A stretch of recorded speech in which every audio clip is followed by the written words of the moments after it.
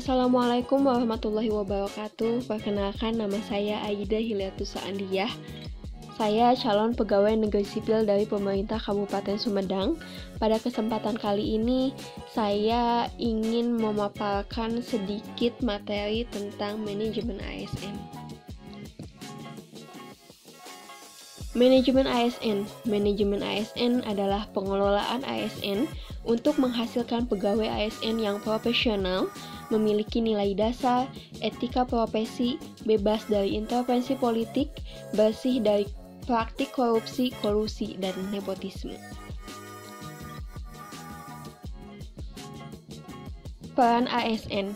Pegawai ASN memiliki peran sebagai perencana, pelaksana, dan pengawas penyelenggaraan tugas umum pemerintahan dan pembangunan nasional melalui pelaksanaan kebijakan dan pelayanan publik yang profesional, bebas dari intervensi politik, serta bersih dari praktik korupsi, kolusi, dan nepotisme.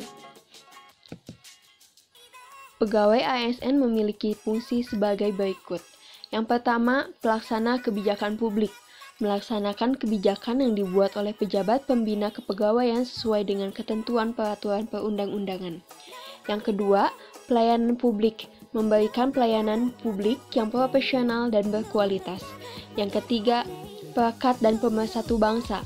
ASN senantiasa dan taat sepenuhnya kepada Pancasila, Undang-Undang Dasar 1945, negara dan pemerintah.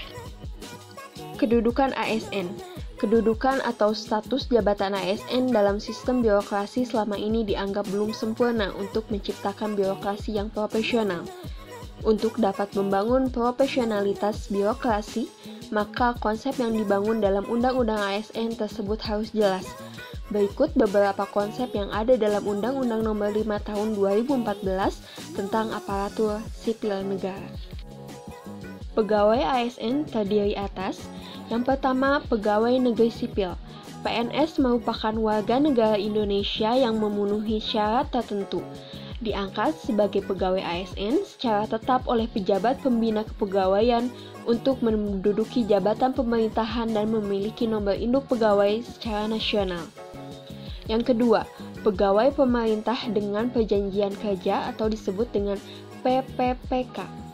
PPPK adalah warga negara Indonesia yang memenuhi syarat tertentu yang diangkat berdasarkan perjanjian kerja untuk jangka waktu tertentu dalam rangka melaksanakan tugas pemerintahan sesuai dengan kebutuhan instansi pemerintah dan ketentuan perundang-undangan.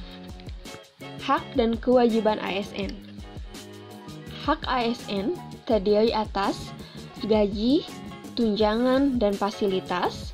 Yang kedua, cuti. Yang ketiga, jaminan pensiun dan jaminan hari tua.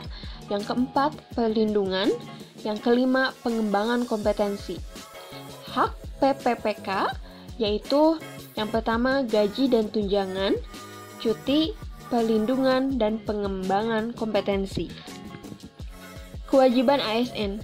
Yang pertama, setia dan taat pada Pancasila, Undang-Undang Dasar Negara Republik Indonesia tahun 1945, Negara Kesatuan Republik Indonesia, dan pemerintah yang sah. Yang kedua, menjaga persatuan dan kesatuan bangsa. Yang ketiga, melaksanakan kebijakan yang dirumuskan pejabat pemerintahan yang berwenang. Yang keempat, menaati ketentuan peraturan perundang-undangan. Yang kelima, melaksanakan tugas kedinasan dengan penuh pengabdian, kejujuran, kesadaran, dan tanggung jawab. Yang keenam, menunjukkan integritas dan keteladanan dalam sikap, perilaku, ucapan, dan tindakan kepada setiap orang, baik di dalam maupun di luar kedinasan. Yang ketujuh, menyimpan rahasia jabatan dan hanya dapat mengemukakan rahasia jabatan sesuai dengan ketentuan peraturan perundang-undangan. Yang terakhir, bersedia ditempatkan di seluruh wilayah Negara Kesatuan Republik Indonesia.